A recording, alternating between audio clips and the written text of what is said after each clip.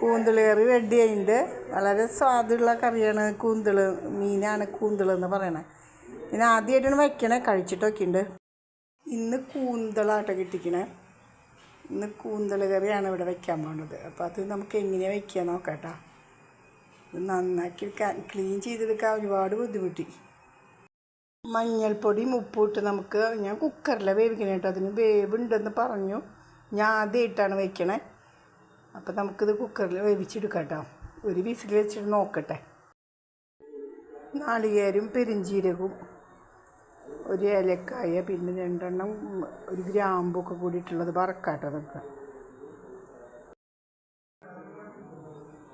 ഇതിൽ കുക്കറിൽ വേവിച്ചത് അധികം വെന്തിട്ടൊന്നുമില്ല കേട്ടോ. പാകത്തിനുള്ള വേവായി ഒരൊറ്റ വിസിലേ വന്നുള്ളൂ. ഇതിൽ നമുക്ക് കറിവേപ്പില, ഇഞ്ചി, പച്ചമുളക്, ഇഞ്ചി വെളുത്തുള്ളി ചതച്ചത് ഇടാം. ഇതിലേക്ക് പച്ചമുളക് ഇടാം.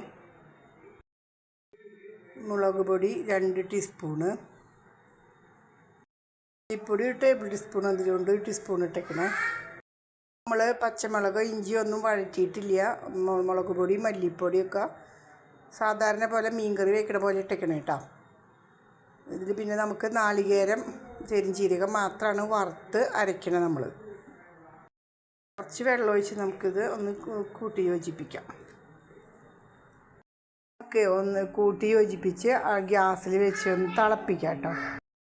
നമുക്കിത് ജാറിൽ വെച്ച് അരച്ചെടുക്കാം.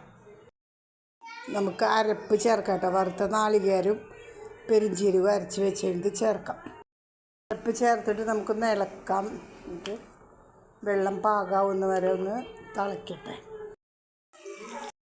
കൂന്തൽ കറിയിലത്തെ വെള്ളം ഇത്രയും കട്ടിയിൽ വേണം കേട്ടോ.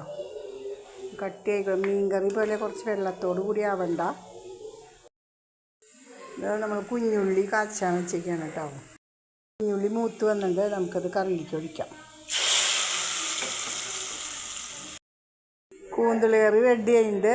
വളരെ സ്വാദുള്ള കറിയാണ് കൂന്തൽ, മീനാണ് കൂന്തൽ എന്ന് പറയണത്. ഇതിന് ആദ്യമായിട്ടാണ് വയ്ക്കണേ, കഴിച്ചിട്ടൊക്കെ ഉണ്ട്. അപ്പോൾ എൻ്റെ വീഡിയോ ഇഷ്ടമായെങ്കിൽ എല്ലാവരും ലൈക്ക് ചെയ്യുക, സബ്സ്ക്രൈബും ചെയ്യണം കേട്ടോ. ആരും സബ്സ്ക്രൈബ് ചെയ്യണില്ലല്ലോ.